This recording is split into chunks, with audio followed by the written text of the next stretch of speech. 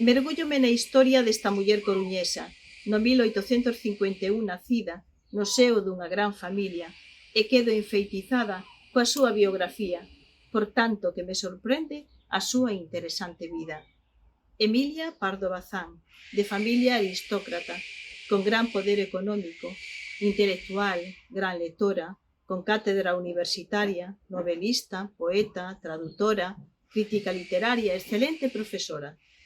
O título de condesa non a fixo fachendosa.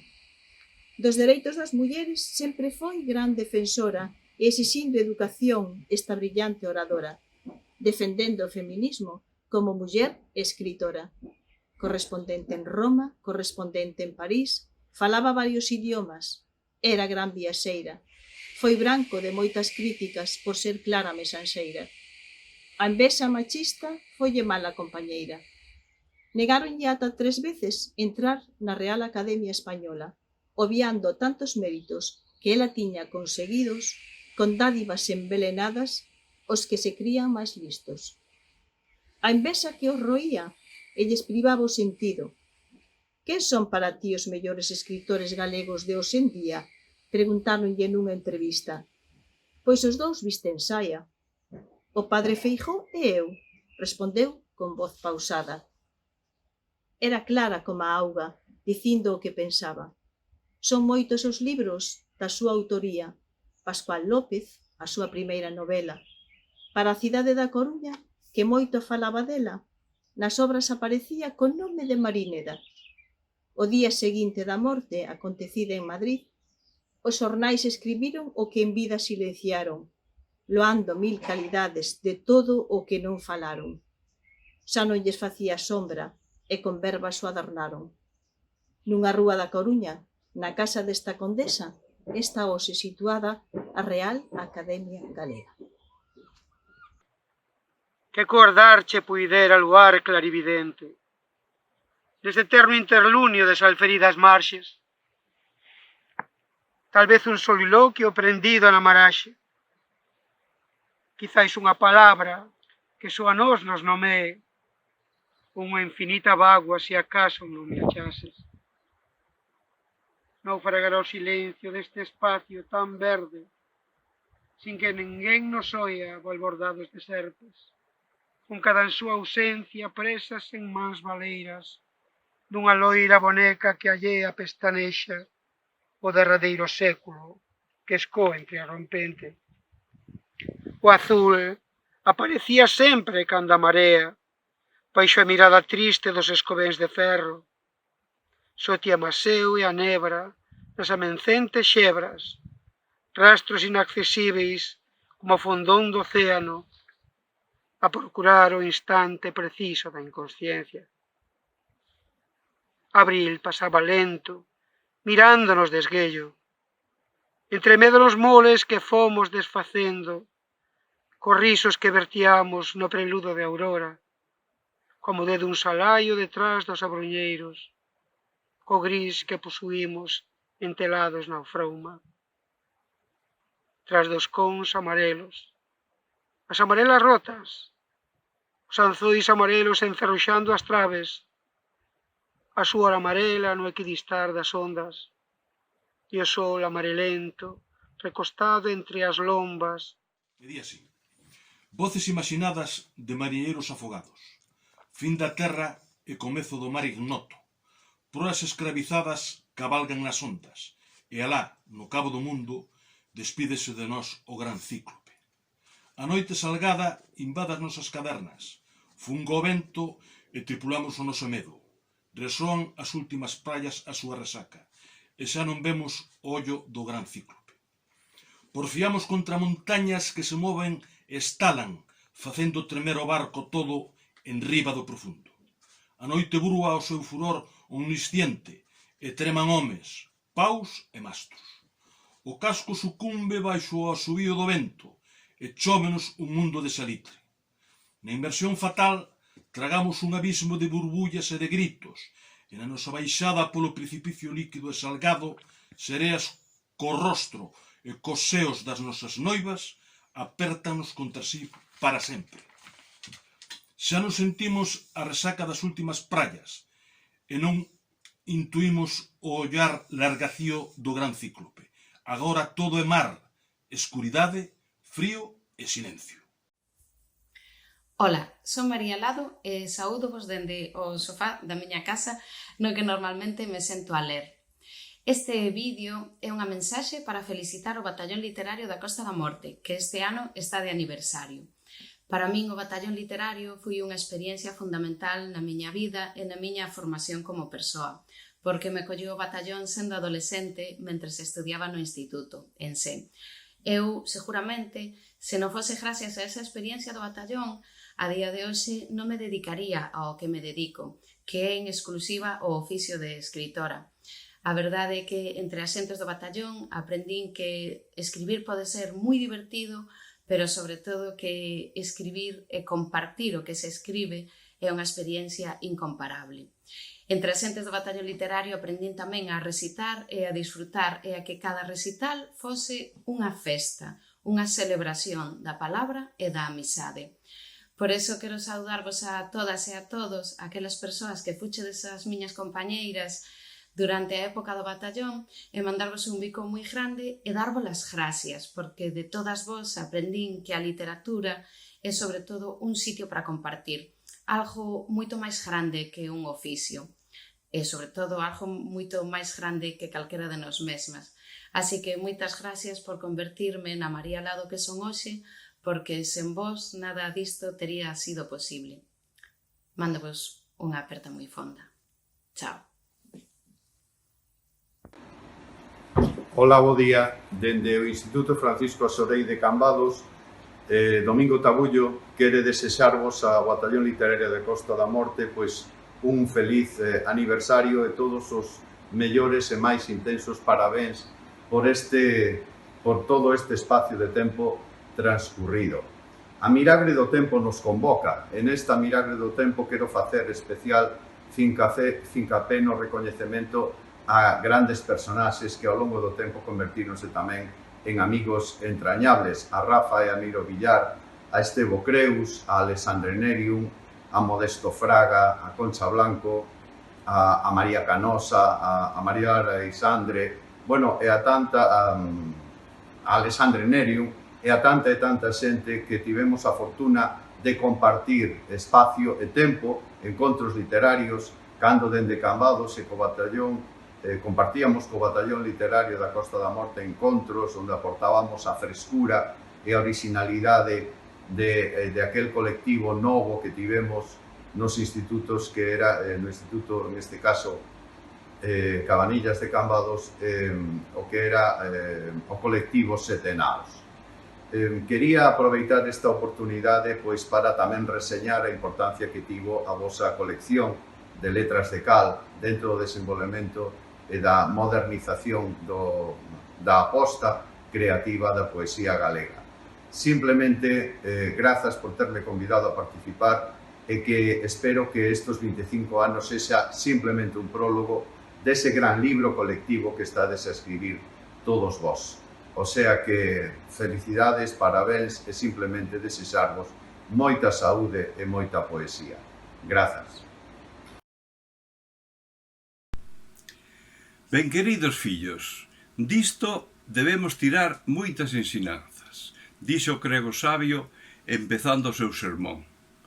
Unha, que as riquezas son a causa da perdición dos povos. Outra, que fostes vós sós, os que derrotastes os piratas máis temidos do océano, e todo pola vosa afouteza e pola vosa unión. Mas isto non debe quedar nun feito illado. Ben sabes que aínda hai entre nós xente que vive asoballada pola criminal confraría da man morta. E non son poucos os paisanos que non se atopan a desgusto servíndoa. Foi para min unha gran ledicia ver como vós, os mozos, vos soubestes rebelar contra o servilismo de moitos dos vosos maiores e viñestes onda min para loitarmos todos xuntos contra os abusos desta banda criminal. O reino de Galicia precisa dunha mocidade coa vosa carraxe. En acabando de soterrardes os corpos dos piratas, Ide correndo, espetar no curuto máis alto do Monte Cachelmo o pabillón do Ancú, que saiba todo o mundo quen botou a pique o bergantín da morte. Non fon os barcos da Armada Real, que facían como aquén que non o vían, senón estas 2 dúcias de mozos e de mozas, pois tanta carraxe e tanta valentía tiveron elas como eles. Que ninguén volva a decir que os da Costa do Solpor somos xente apoucada e abaixadiza. Nunca máis os poderosos volverán mercar con esmolas os veciños desta costa da fin do mundo. Nunca máis, nunca máis, nunca máis, interrompérono repetidas veces os berros afervoados da xente nova das 2 freguesías. Costa do Solpor, o regreso da Illa do Tesouro, capítulo 72. Con F de Fisterra, fogar, ferrol, e fonte que me leva.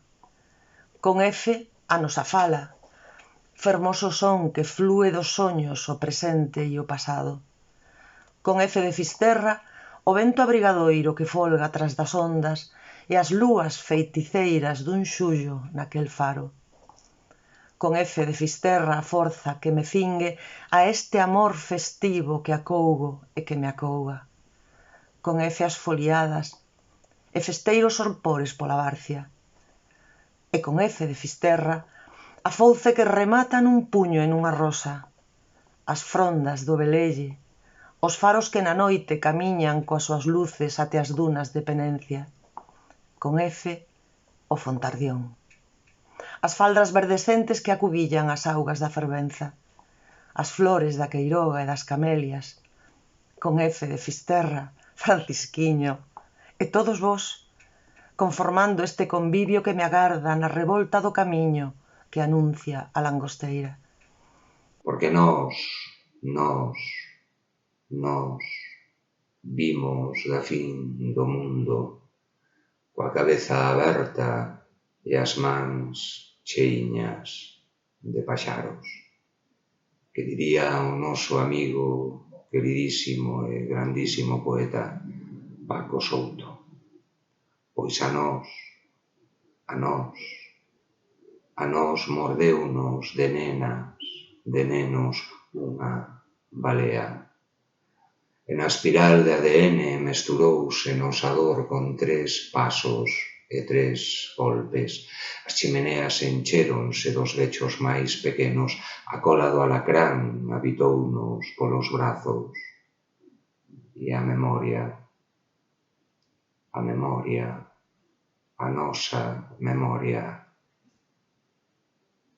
A memoria é un animal con solitaria.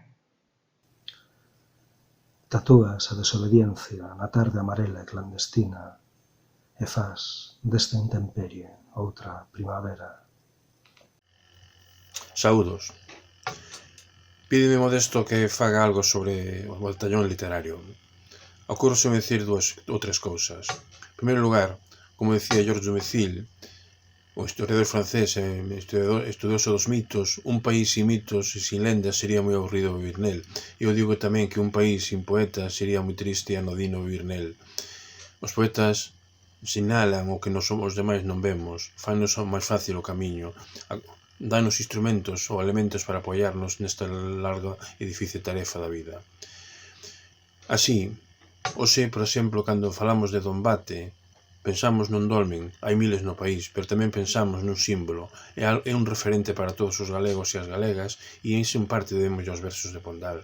Como tamén, cando miramos a Musía, ou temos na mente Musía ou visitamos Musía, seguramente haberíamos de outra maneira, hoxe, se non foran os versos de Eduardo Pondal, se non foran os versos de Rosalía ou de López Avente.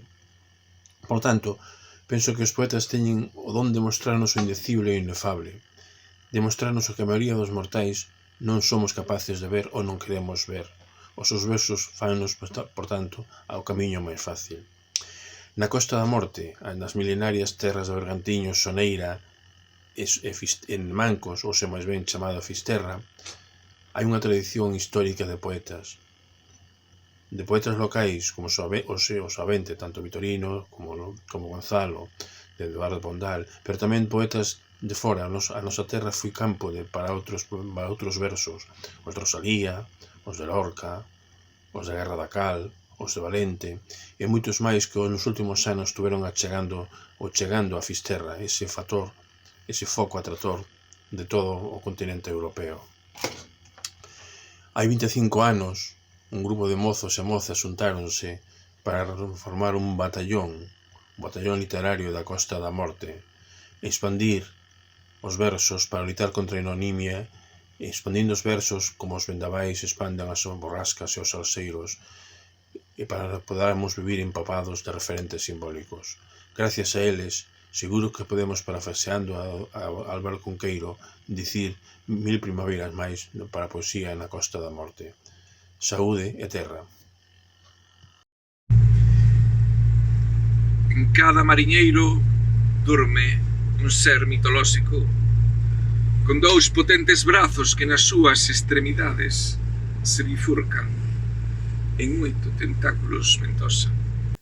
A Costa da Morte é un territorio singular xeográfica e culturalmente, e esta singularidade nace dun elemento esencial na nosa vida, que é o mar e a forma en que os homes e mulleres traballan o mar. Esta forma creou unha cultura propia dentro da amplia cultura que é a cultura do mar en Galiza. E tamén é un territorio literario, porque aquí hai moitos escritores, fundamentalmente poetas, que escriben maioritariamente, case toda a súa obra alrededor da cultura mariñeira, inspirados polo mar, polo traballo dos homes e mulleres no mar. E isto crea unha simbiosis, unha unión moi importante entre xentes do mar e poetas. Poetas que algúns deles tamén son traballadores do mar. Os mariñeiros e mariñeiras crearon a cultura do mar e os poetas a fixaron. Escriben sobre esa cultura, fixándoa nos seus libros e facendo que así se poda transmitir e facendo que quede para o futuro. Por lo tanto, é un traballo en común para sustentar a singularidade da Costa da Morte, o traballo que fan os homes e mulleres do mar e o traballo que fan os poetas, creando unha cultura e fixándoa para transmitila e para que quede no futuro. Érgome cada mañá dos cascallos, nunha nómada viaxe cara a Ningures. Busco a dignidade nos recunchos dos estantes, consciente de que extinguirse nunca foi tan doado. Pasar revista a sempre en punto, coa certeza de que as nunca en punto atoparei dignidade. Na ringleira do paro pósanse devastacións presentes, e milleiros de feridas coa boca aberta como a peixes. O importante é ter os papéis en orde, díxome o funcionario, aínda que no corazón nada estea no seu lugar. Baixo de novo os chanzos do inferno, petrifícome como unha lagoa no mes de decembro e navego por enriba do tendido eléctrico. O futuro, neste instante, semella unha opción pouco probable. Caio cada noite en picado, os mesmos charcos de derrotas. Navego por ríos de desánimo, nos que nunca pasan cousas. Síntome moluscos en esperanza de perlas, catapultándome á República dos Imposibles. Na quietude intermitente do cuarto, os currículos amontoados demóstranme que cheguei a ese punto no que teño máis pasado que futuro. Cada hora que pasa decátome máis da miña imposibilidade. Cal foi o momento exacto no que decidiron que a dignidade e eu resultábamos incompatibles? Estou cansa de delinear no cuarto calquera posibilidade. Pechada en valvas, como a molusco que agarda extrema unción, inflo soños, como a globos, ata que me estoupan. Existir é máis nada. Parécevos moito pedir? Ola, son Modesto Fraga. Celebramos este ano os 25 anos de creación do Batallón Literario da Costa da Morte. E a verdade é que é un motivo de tremenda alegría para todos, sobre todo para aquelas persoas que naqueles anos 90 decidimos crear ese colectivo que foi o Batallón Literario da Costa da Morte, que tantas alegrías e satisfaccións nos deu a todos, e sobre todo aqueles que empezábamos a nosa trayectoria literaria. Se facemos unha panorámica de alguna maneira obxectiva do que foi aquel momento, a verdade é que o seu legado non pode ser mellor. Desde 1996 ata a actualidade, por dar simplemente unha pequena nota, os autores e autoras do Batallón Literario publicamos alrededor de 300 libros na nosa lingua, unha cifra certamente moi relevante, e algúns de nós fomos tamén recoñecidos con algúns dos premios máis prestixiosos da literatura galega actual. Creo que saudar un momento como aquel era de obrigado cumprimento, porque non queda outra que agradecer moitísimo a iniciativa levada a cabo polo Hotel Vela Fisterra, de recordar o que supuxo ese tempo de alegría, de frescura, de dinamismo, de pluralidade de voces, e esperar a que no futuro novas voces de autores e autoras da nosa comarca continúen ese legado tan prolixo e sigan a deixar a Costa da Morte no lugar que por dereito lle corresponde. Oxalá así sexa. Moitas grazas a todos por estardes aí. Non importa por onde, pola caluga, e logo de bruzarse nos ombros, de baixar a modiña ás costas, vértebra a vértebra, dibuxándoas, adivinhando o calcio da textura até o vano. O cu non, hai que ter valor. As nádegas espléndidas, as cosas rexas, baixar aos pés el amor cada deda. Abrir levemente o mural das pernas e alentar a túa rosa. Dioni. En cada mariñeiro dorme un ser mitolóxico, con dous potentes brazos que nas extremidades se bifurcan en 8 tentáculos ventosas. E cando no horizonte venta a voz do perigo, espertan 8 brazos a apegarse na vida. Che, no deserto que somos, calquera pescador é home que multiplica peixe e pan para os seus. En completo silencio, reinventa o Evanxeo segundo San Mateo. Nunca haberá cronistas para daren noticia do cotián milagre. Volver á infancia, moito máis que un desexo ou un sentimento. Hai meses que se converteu nunha necesidade, un soño imposible que me acompaña dormida e tamén experta nestes extraños instantes nos que se detén o tempo. Un falar, porque o tempo non ten parada. Con todo, ás veces penso que se detén en min por moito que sexa imposible. Será que é a inversa, que paro eu no tempo, quedo prendida nun instante aínda que a cabeza continúa voando ao seu ritmo, veloz. O tempo, o culpable de todo isto, de todo, sí, el, o tempo. Porque na nenez existía, podíamos medilo, sentilo, contalo, tocalo. Xa perdín a conta dos segundos, a súa cadencia, o ritmo que seguen o perseguírense. 1, 2, 3, avanzan equidistantes, espesos. Tic, tic, tic. Escoitábase a agulla avanzar pola esfera do reloxo da sala. Se aguzaba o oído, tamén daba coa frecuencia do que penduraba da parede da cociña. Hoxe serían luces vermellas nos dispositivos digitais, o do microondas, o do forno, o do termómetro ambiental. Ata niso perdeu a maxia o tempo. Hoxe escoitaches o seu lateso, claro e que resoa, en cundur cundur, na vosa casa de Chachaúi. Collerás o peitoril aquel á beira da estrada e guindaralo al alonse, onde na terra asentará con musgo. Correrás e correrás, e deixarás atrás o fugar estridente de 3 ciclomotores. Coa túa forza adiantaralos a pé. Moi por riba do dedo que sinala no cume daquelas montañas que vencen. O horizonte subirás tan rápido e subirás. Mergullarás a pulmón e pescarás. Así, coas mans, a puñados, sen gafas nin bombona, e as gotas de aire terán onda expansiva na tona da auga.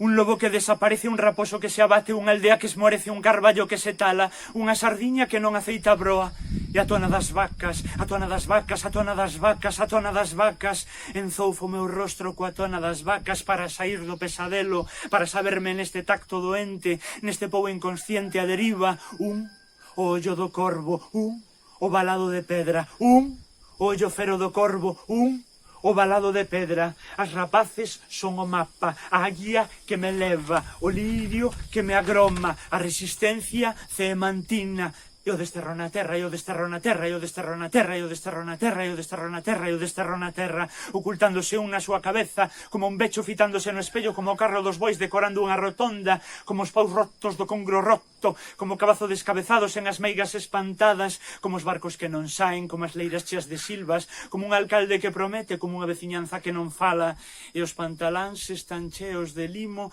e as industrias están desmanteladas, os nosos corpos están desmantelados, e no fondo, e no fondo, e no fondo, e no fondo, e no fondo da ría hai un incendio.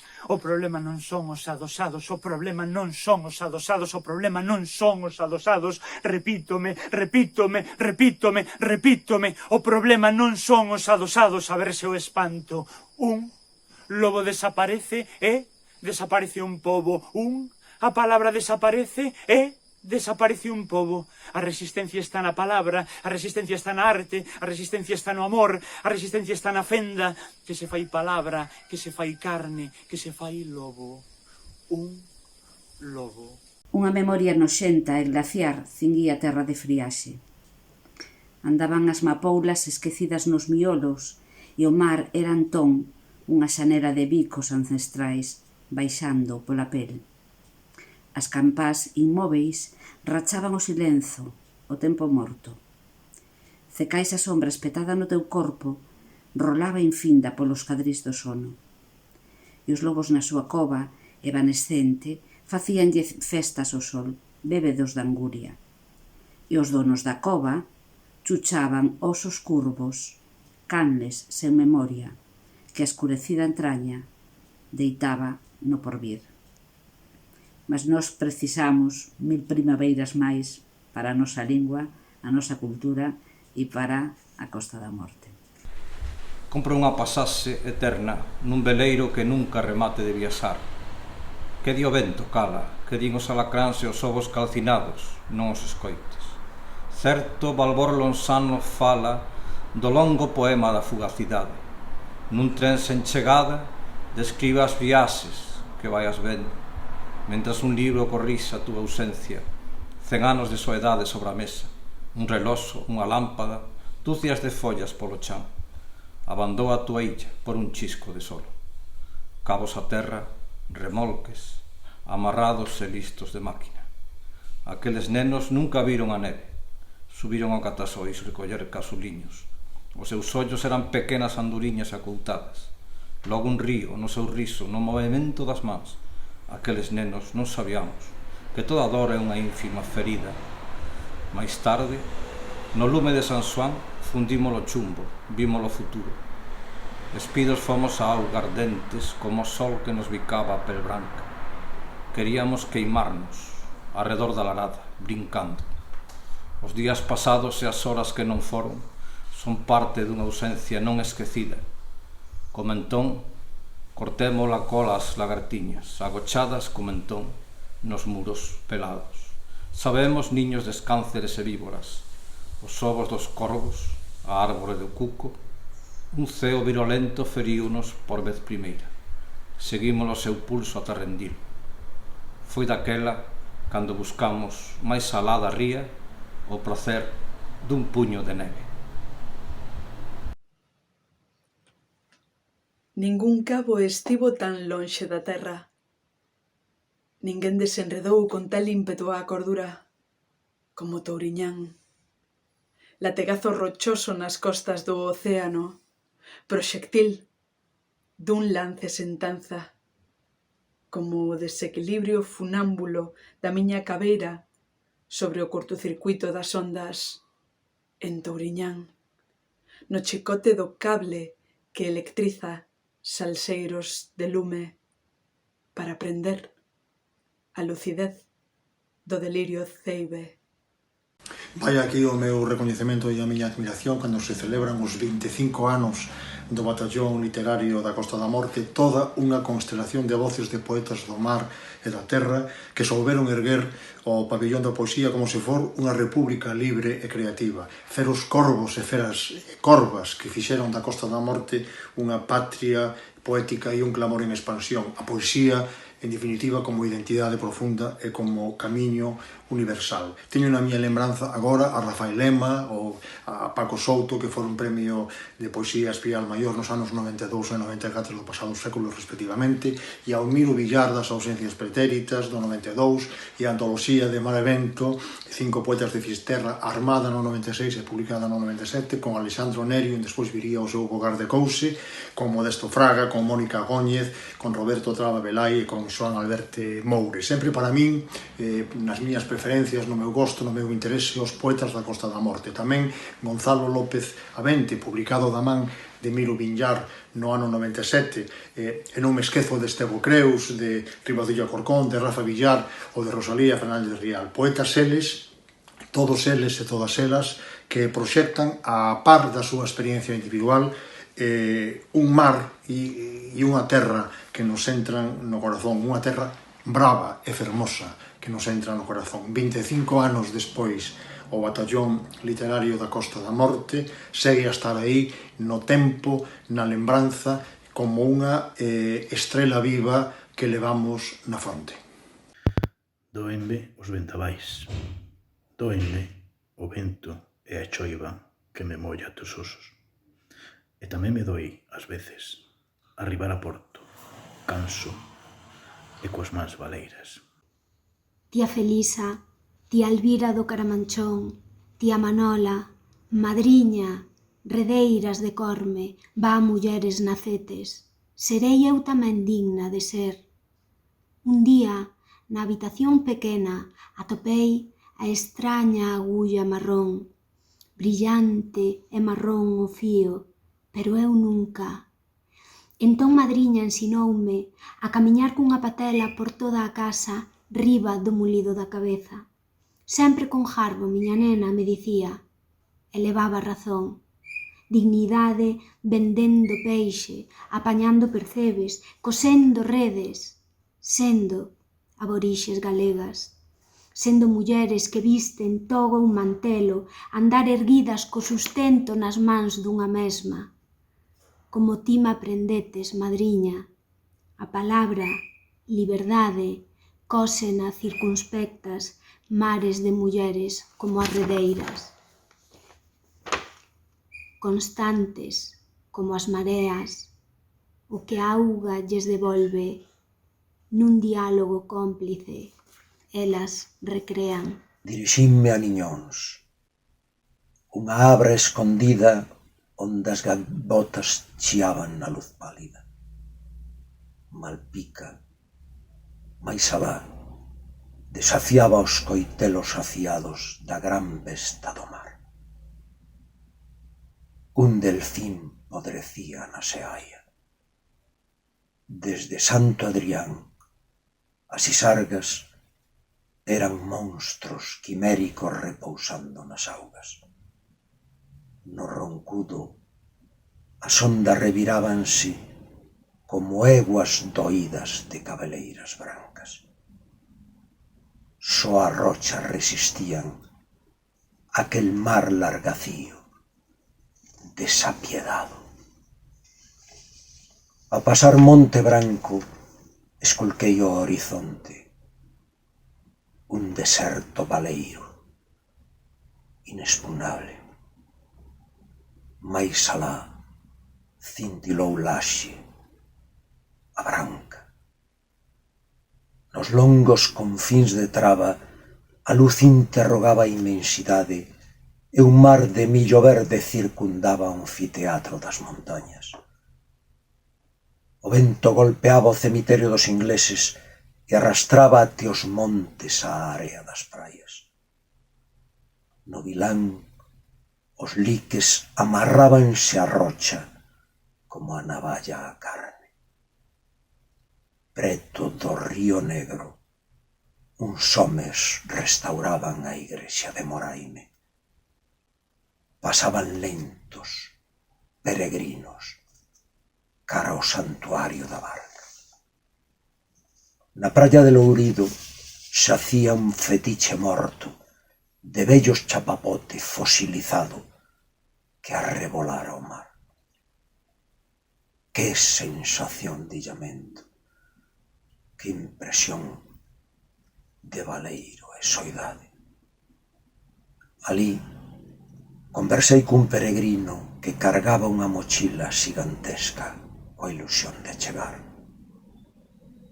O vello Deus ardía na distancia. Camiñei por Congostras onde brillaba a mica e os eixos resistían as chuvias da outonada. Crucei povos de pedra e vellos camposantos. Vin dolmes caídos, vellos liques na codia dos carballos, toxeiras como torques de imperios incendiados. Comprendín a loucura dos homes e a violencia do mar. E quixen arrancarlle ao horizonte un grito sen resposta que devorou o espazo.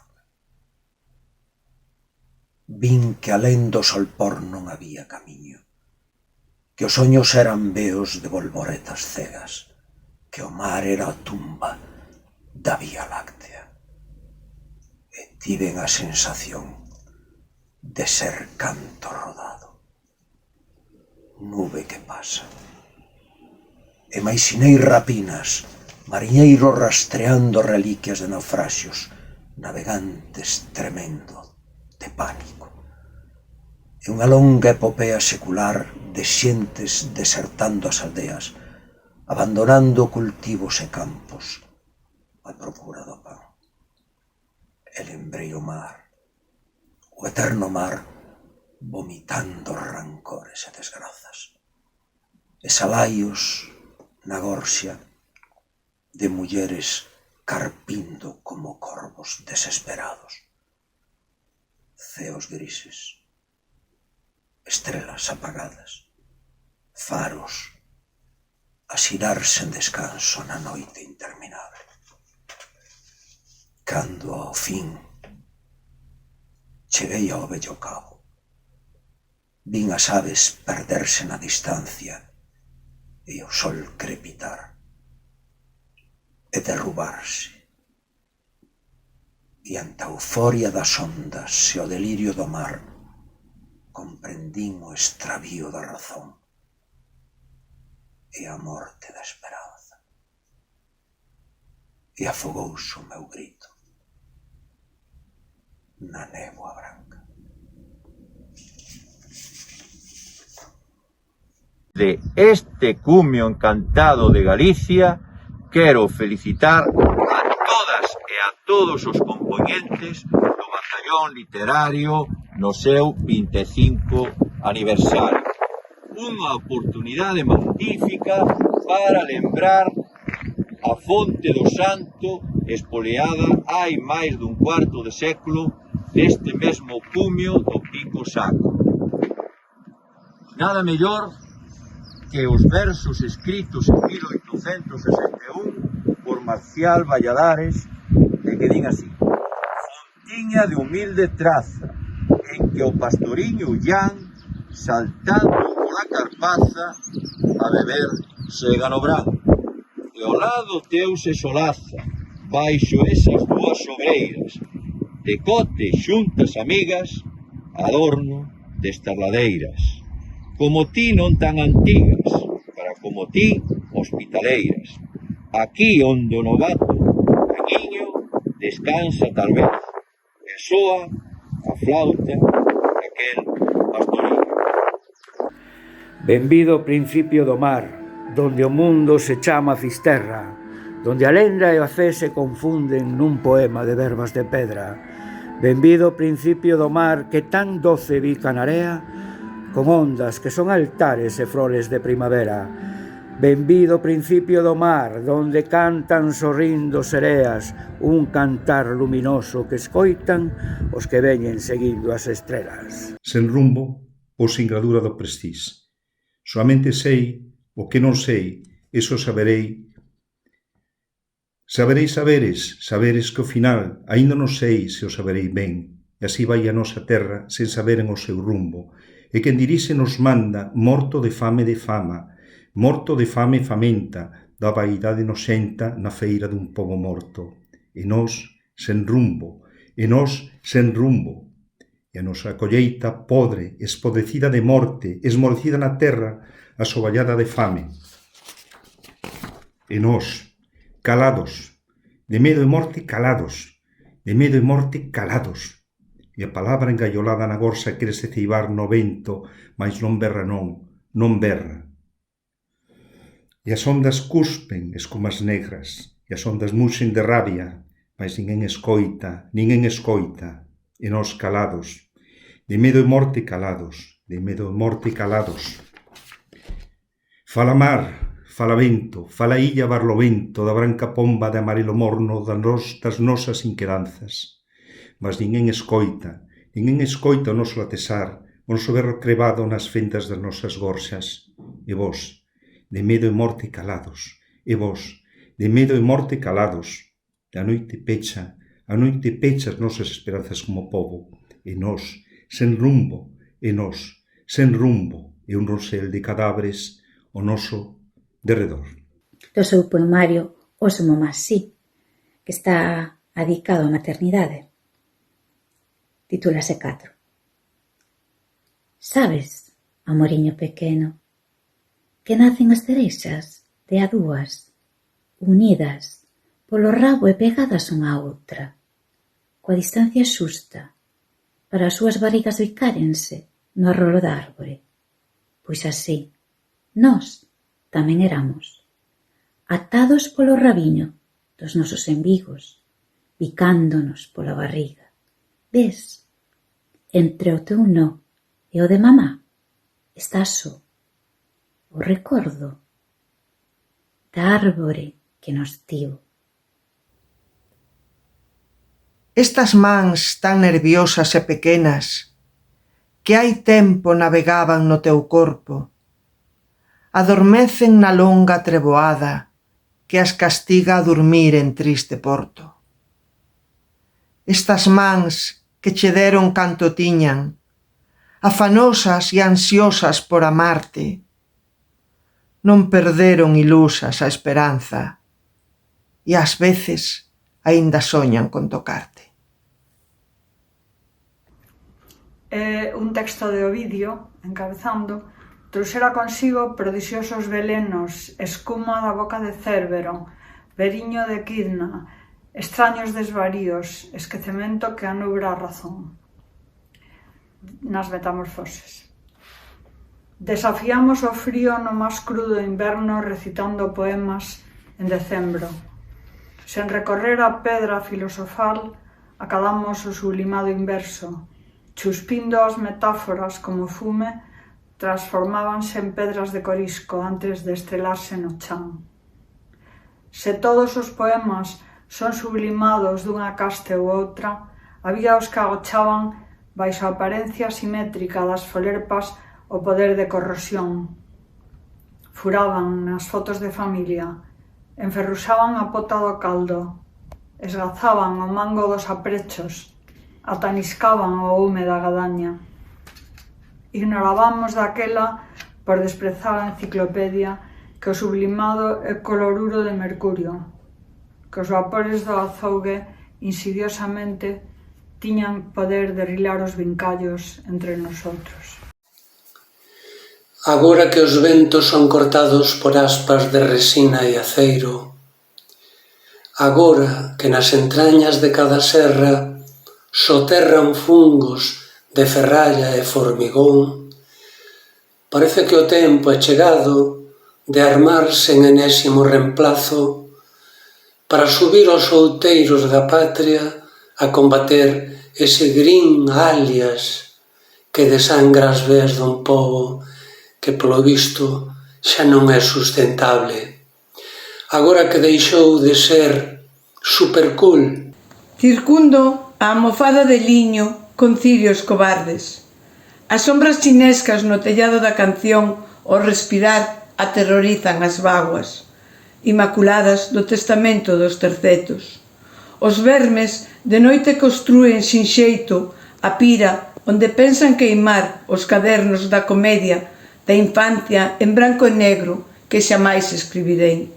Facer o amor ás palabras, debedes facelo, grita con forza o dicionario dende o contenedor furado do cartón izado polo guindastre mentres escoita ao seu lado morrer as botellas.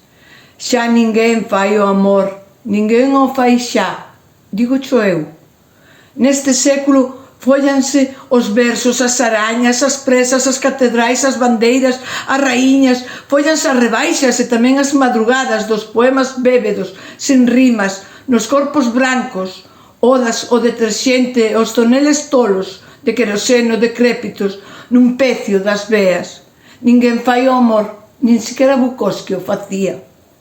Sabes, podía aínda namorarme de ti, pero non lembro a túa ollada, a túa cadencia, o teu encabalgamento de jaico invertido na cama, o carricho contra os pliegues da miña pel. Si lembro o perfume de xeonllos da gardenia, intoxicada co mesmo cloro que a inspiración, contamináchelo todo. Nin fregando con lixía puden devolver o brillo ás vocais de alabastro. Túa baba de nitrato de prata as carcomía, en forma de desprecio, xesto traidora lírica do que bebeu as augas do machismo matriarcal. E deixenche, cansa de cultraxear as cadaintre que facía o amor cos acróstricos e os páxaros. Recordo eses espasmos sobre a luz de Fisterra, na bóveda do pranto, as pedras sintiron prazer. Ah, crear, crear, crear, onde non podías entrar. Destruías as notas da muñeira con machadas. Na túa tolemia esposastes o vento con cordas, enxogastes os meus peitos pequenos con tinta hasta que as uñas trazaron no chan o meu berro e abríronse as carnes do poema sin feridas. Coa pel da ametista da miña man dereita sacudín o teu membro flácido con coraxe. Entón, un temporal axitou a túa conciencia. Xa non eras o dono da miña inspiración. Os meus ollos afogáronche con seu desprezo. A vaxina comenzou a parir alexandrinos a noite que me follastes por 51 euros. Este poema foi escrito na aldea da Curra no mes de xuño de 1984, cando se iniciou a miña relación con este territorio, co Pindo, con Fisterra. Fisterra, o teu cabelo longo e desfiado mesturábase co mar. Perto de nós, un numeroso bando de mazaricos contemplaba o solpor dende a atalaya das rochas. O sol, como un abano, vaise poñer polo cabo do mundo. Solpor a contratempo, un mes de mar e amor, e a terra que semella un longo verso escrito en ouro nunha rendición sen límites. O sol, tenra víctima da tarde, vaise a xeonllar na ara dos teus ollos.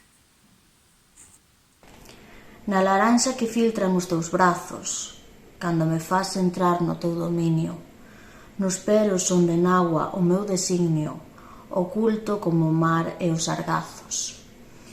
Nas mazás do pecado, nos abrazos, de goiro seradán sen raciocinio. No pexego zugado con condominio desexata morrer como a pedrazos. No líquido azucrado que me das, que bebo pouco a pouco con agrado, pois acórdamo o odor dunha begonia, na laranxa, nos peros, nas mazás, no pexego e no líquido azucrado, de goiro o teu sabor de Macedonia. De Equinoccio de Primavera, 1998. Después de recorrer estrechas y empinadas calles, todos los tripulantes se congregaron en la taberna de Canedo, en la zona del llamado Banco Azul, coincidiendo con miembros de otros pesqueros.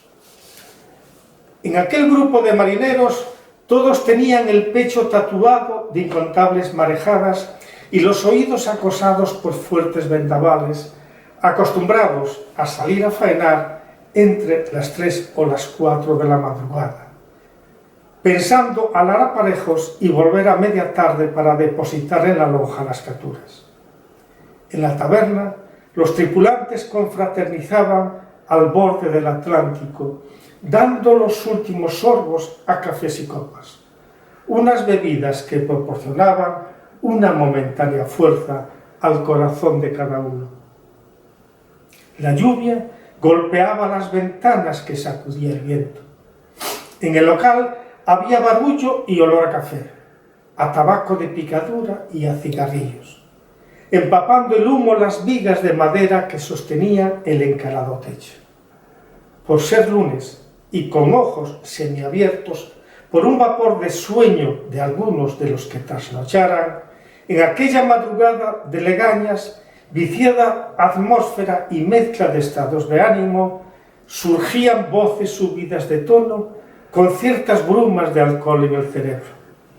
Algunos no tenían más vías de escape que el alcohol para huir y dejar atrás una vida miserable, y todos estaban de acuerdo en que el mar era una esclavitud, aunque en la cátedra de la taberna y con la leve neblina del alcohol ingerido se creían inmortales.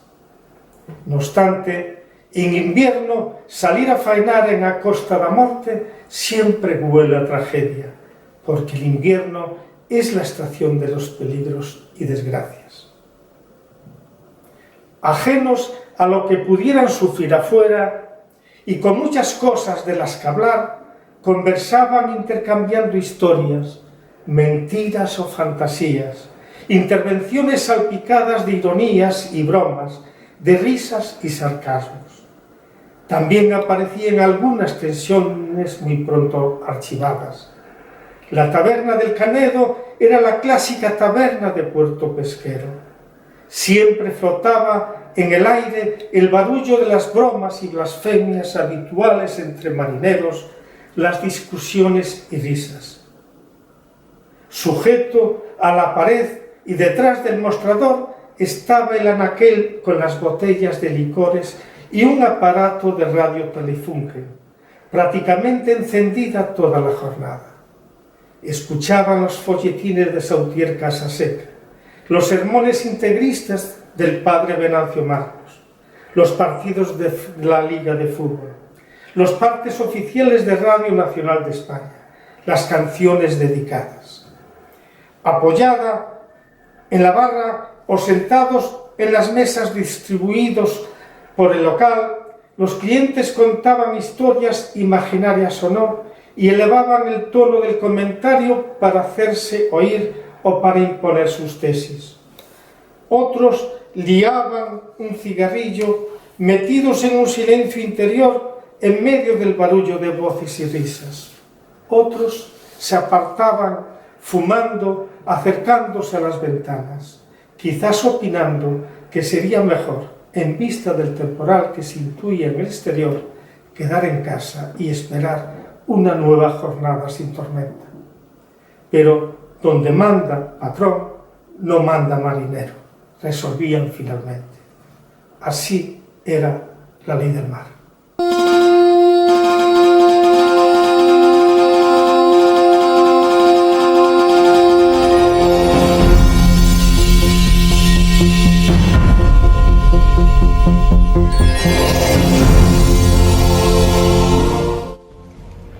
Porque me creaches de escuma,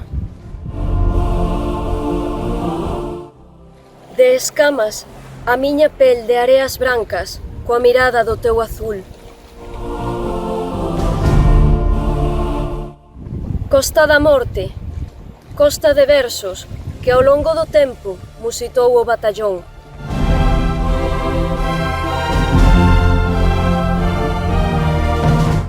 Suspiro de altofalante, no que hoxe mudou a nosa lingua prezada, agochada polo solpor.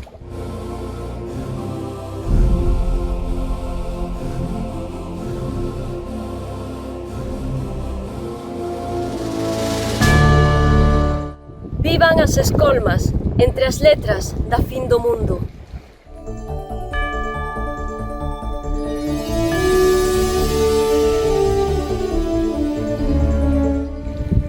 Vivan as nosas verbas entre as ondas no trebón.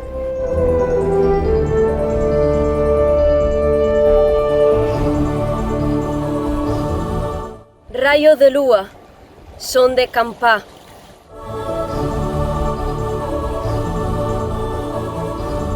Que acompañará esta viaxe de letras por sempre alén do mar.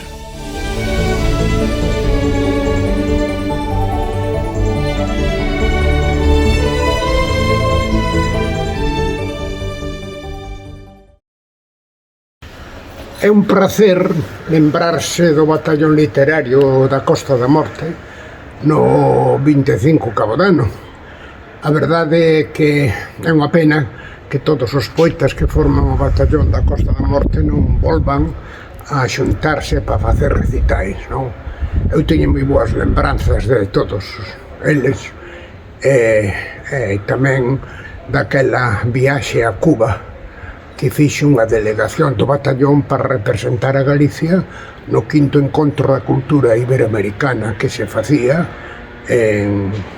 con Venezuela xunto, non? Dende aquela, pois foi unha experiencia extraordinaria, non? Vivir co batallón en Holguín foi maravilloso.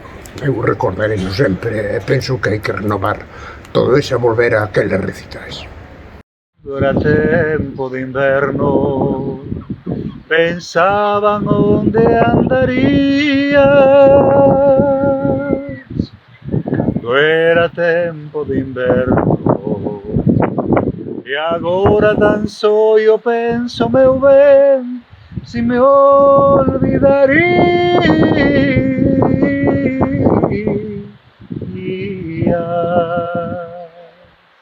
E agora tan só eu penso, meu ben, si me olvidarías.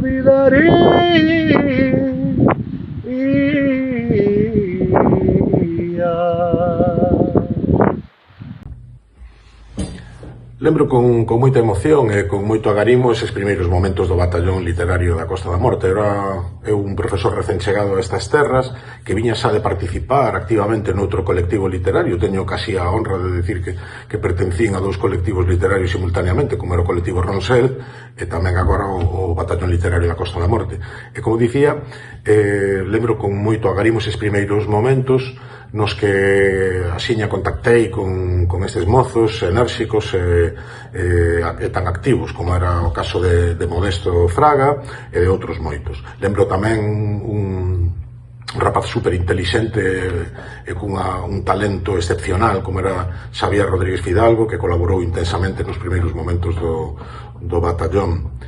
Tamén, lóxicamente, de destacar o papel fulcral que tivo o Barmacondo, que representaba Modesto Fraga, ese punto de encontro, esa maneira de levar a poesía ao bar, a noite, a tertulia, a fraternidade. Lembro, dende logo, con moitísima moitísima alegría eses encontros nos que tanto compartillábamos os membros do batallón literario. E, de feito, é simbólico que ese bar que leva ese nome de territorio literario como é Macondo fose tamén un pouco o símbolo do que en sí mesmo fixo o batallón, que foi apuntalar enormemente esa condición de territorio literario que ten a Costa da Morte. Para min, sen dúbida, ese é o logro maior do batallón, non? Botar firmemente os alicerces dun territorio literario moi, moi potente.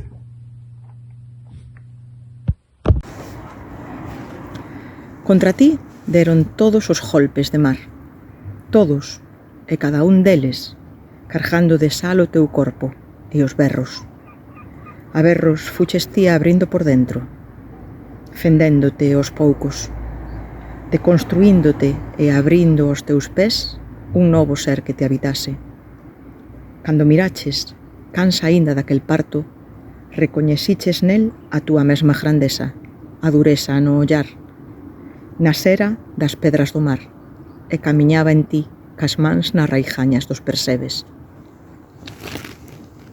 Non contaba eu con facer este vídeo, pero pedime modesto que o fixera, como a todos e a todas vós. Ata 40 persoas participache desde este proxecto. De meu pai aprendín que de ben nacidos e ser agradecidos, por tanto non me queda outra que agradecervos aos que fixechedes posible este proxecto e tivechedes a ben participar nesta iniciativa de Bela Fisterra que estivo coordinada por Modesto Fraga, un dos nosos sabios e ideólogos. É un gusto comprobar como aquela corrente cultural que movía os marcos, non só os marcos poéticos e no cerebro, sino tamén os escenarios tradicionais, orais, levábos donde a xente se sentira máis cómoda e receptiva. Esta experiencia, polas reproduccións que levamos, e polos alcances e polos partillamentos que se levan feitos, vemos que acadou un gran éxito de público, trouxo a palestra mediática o 25 aniversario do Batallón Literario da Costa da Morte. E para nós non só é un recordatorio e un homenaxe, tamén é un estímulo para as xeracións futuras e un orgullo para todas. Dende Bela Fisterra temos a satisfacción de ter ideado esta aventura e seguiremos colaborando coa cultura, como acostumamos a facer coa nosa axenda. Unha impronta importante do noso ADN. Unha palabra, grazas, mellor dito, unha palabra que tamén creo que é máis literaria e poética. Graciñas.